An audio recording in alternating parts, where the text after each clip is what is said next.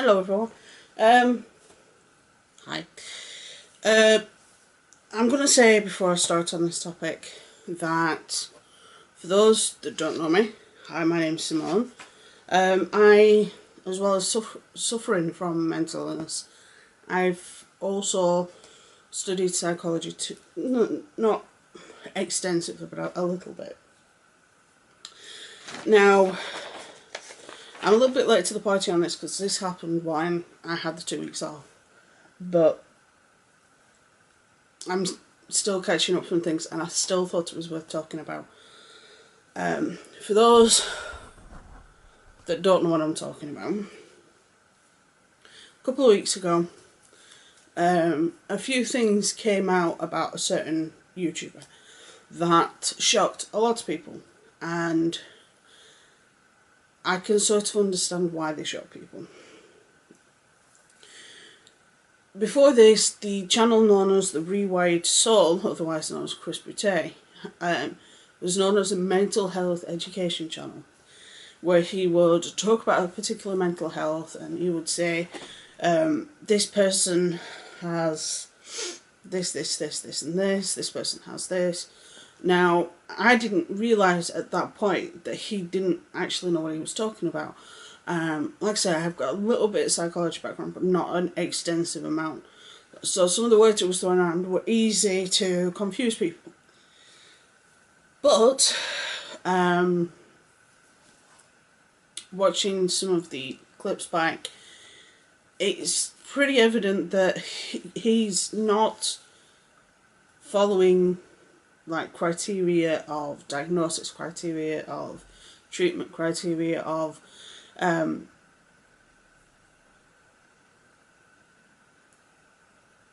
the general idea of what mental health is supposed to be about. Now, I'm going to talk about the 3 issues I have with him in a second, but in this country you don't have to have a PhD to be able to be a therapist. I am at the moment talking to a counsellor about my own issues, and she's not a psychiatrist or a psychologist, but she's a therapist. But she works for our National Health Service. Those that don't know, I live in the UK, where we have universal healthcare, which is essentially called the NHS, National Health Service. And part of it is you do get generally 8 weeks of counselling, and you can read it for yourself. On top of that, at the minute, because I'm doing this weight management thing, I'm also having more therapy with that. I have one-to-one, I was there earlier today, where we're talking about stuff that sort of caused my depression and stuff that I deal with. And so I know what it feels like to have mental illness. I've had it all my life. It got worse when I was 11, and then it got even worse when I had my trigger event, which was, I think, was 28 at the time, 27. So, and for those that don't know what that is, if I can find the video, I'll link it up above. But when it comes to mental health, mental illness, you can have 3 people with the exact same diagnosis, but their presentation, their symptoms and their issues will be completely different. And the contributing factors will be different. The contributing emotions will be different. And some people don't always understand that. Some people don't always get that. And it's not their fault, and it's not your fault. It's just some people live with mental illness, some people don't. Now, I have a logical brain because I have a degree in science, so I know logically what's going on in my head. I know I've got an issue with biochemistry. I know I have an issue because of X, Y, and Z. But then there's the illogical part of me, the part that depression has a hold of, that's saying this, and this, and it sort of silences the other side.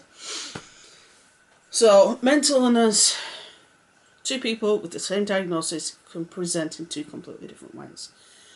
And for somebody to diagnose another person by watching a 10-20 minute video of them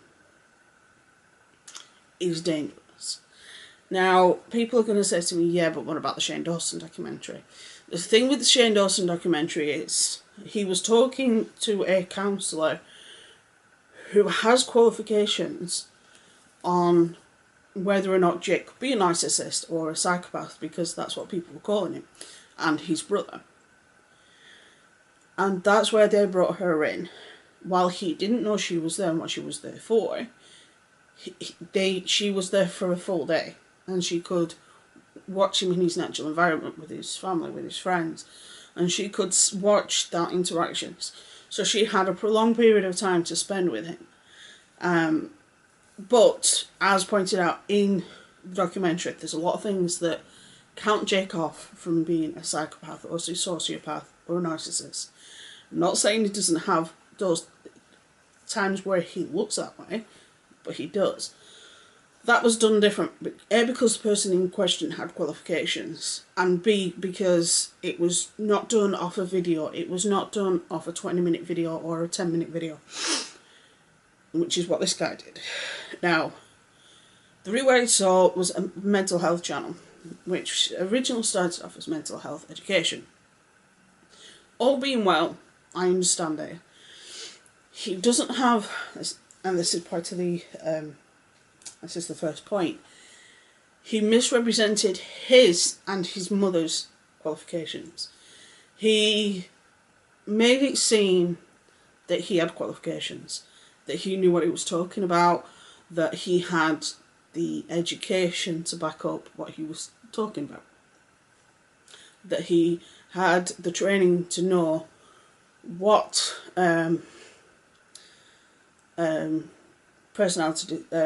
borderline personality disorder is, what PTSD is, what depression is, what other schizophrenia, psychosis, anxiety. He seemed to make it sound that he knew what they were, when in actual fact he has zero qualifications. He doesn't even have a university degree, even in just a bachelor's.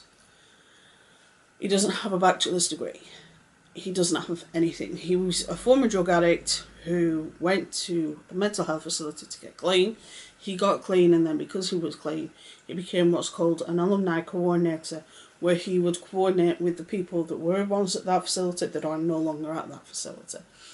And because he was working in the mental health centre he works at, which is about drug treatment and alcohol treatment, he picked up a lot of the lingo.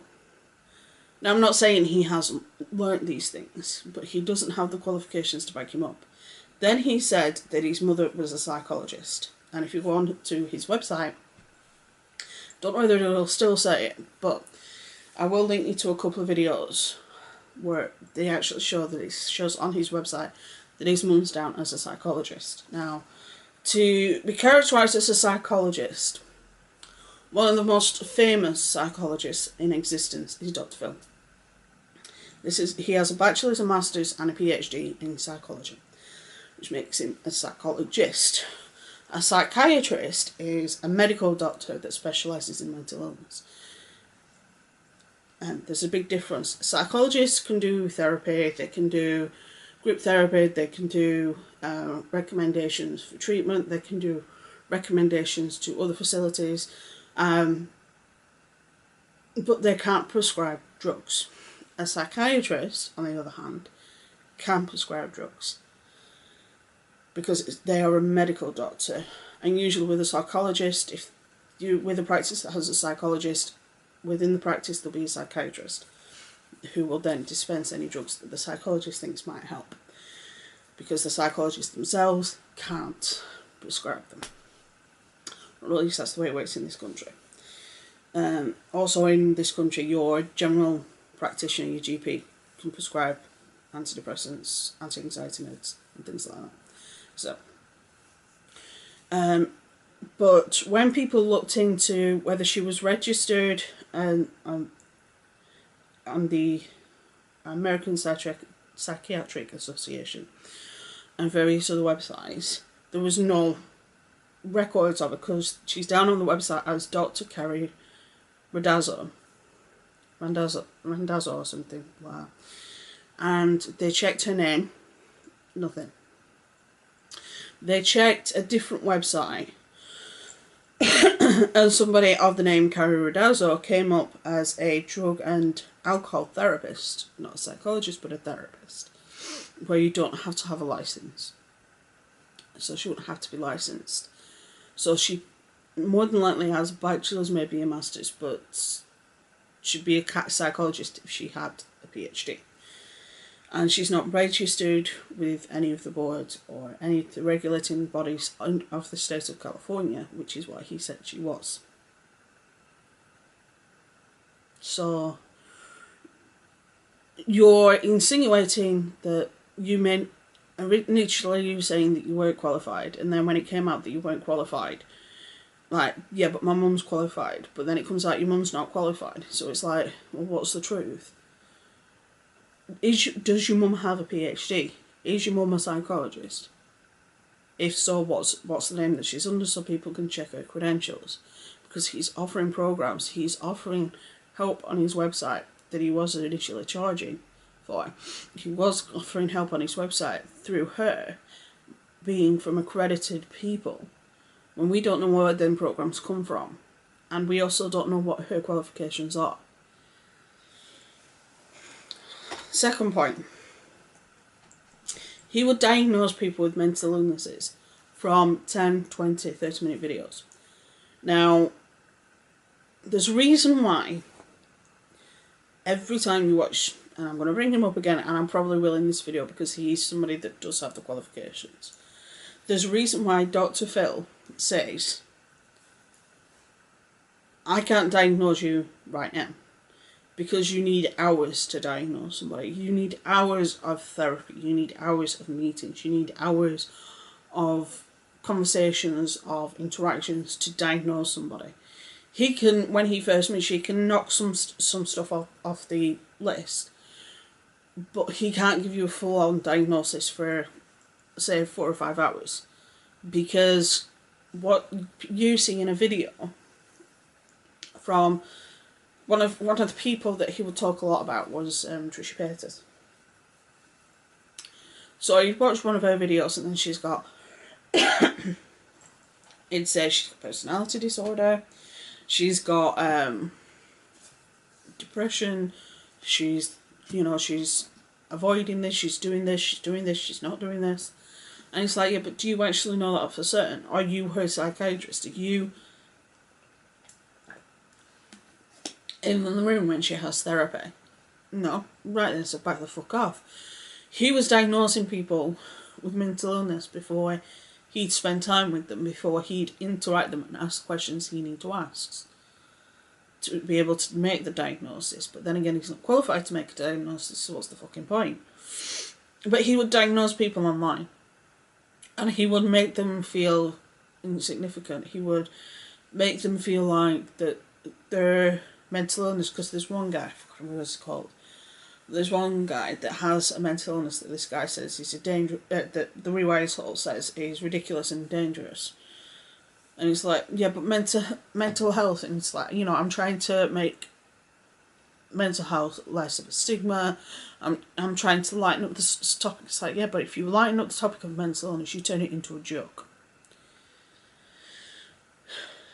Mental illness isn't a joke. And the people that suffer from it have various different reasons as to why they suffer from it. And the fact that he's trying to say that mental illness is something to make light of, is something to dismiss, is an absolute fucking horrific thing.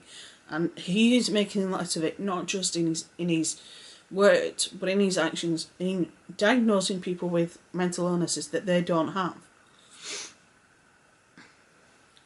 Diagnosing is something he can't even do because he doesn't have fucking qualifications to do it. And the third one happened after this whole backlash kicked off. And it was emotional manipulation. Now, what happened is initially people realised he wasn't as qualified as he made himself seem to be, and his mother wasn't as qualified as he made her out to be. So there was always this case of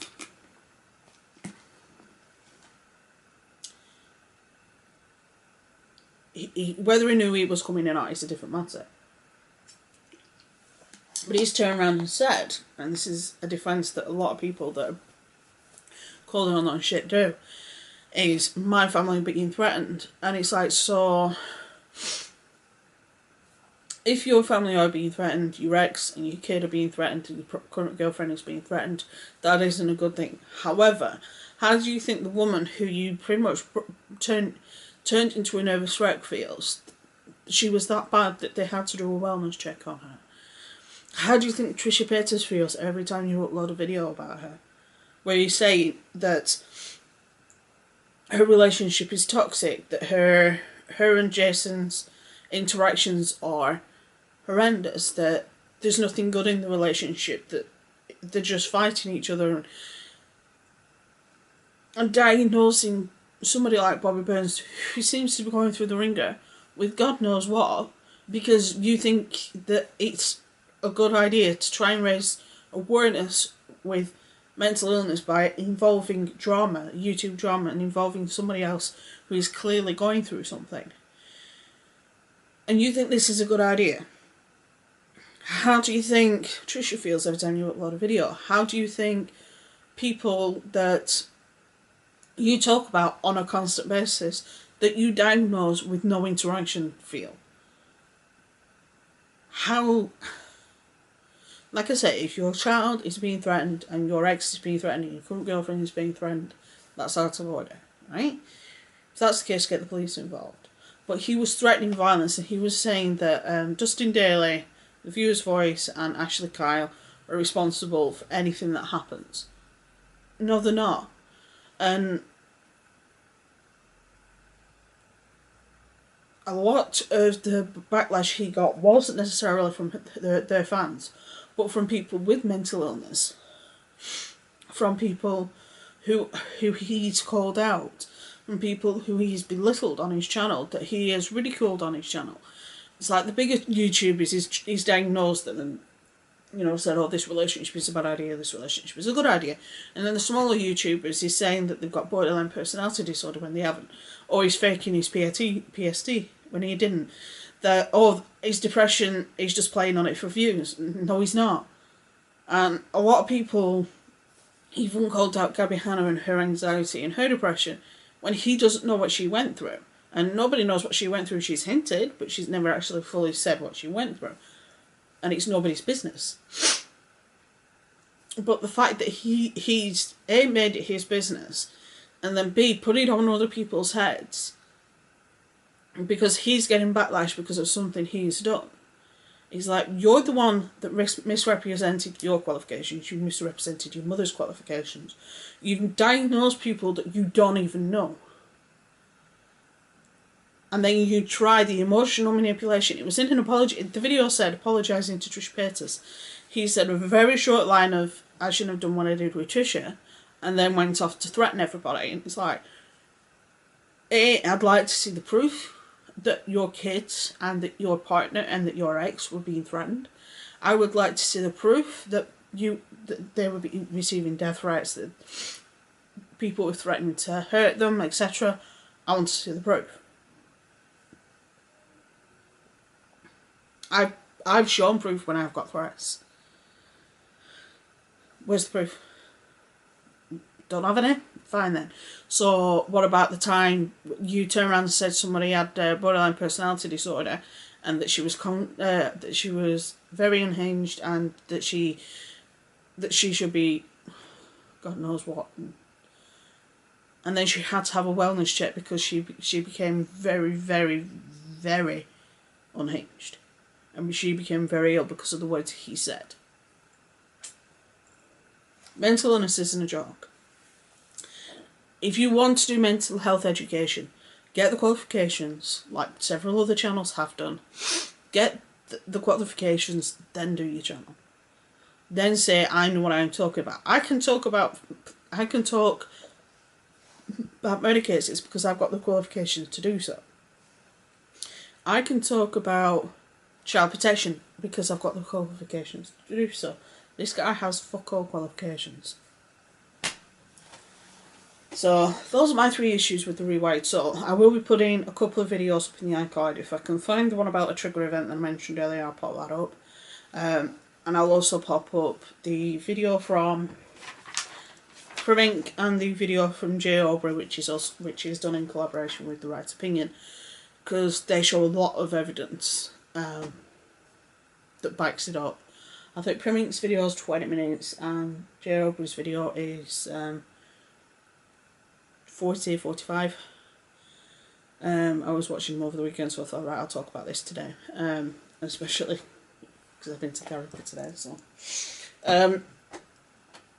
but at the end of the day, don't say that you're working in the mental health field, that you are helping people, when the amount of influence you have over somebody else's mental illness is negligible, and your knowledge of mental illness is negligible.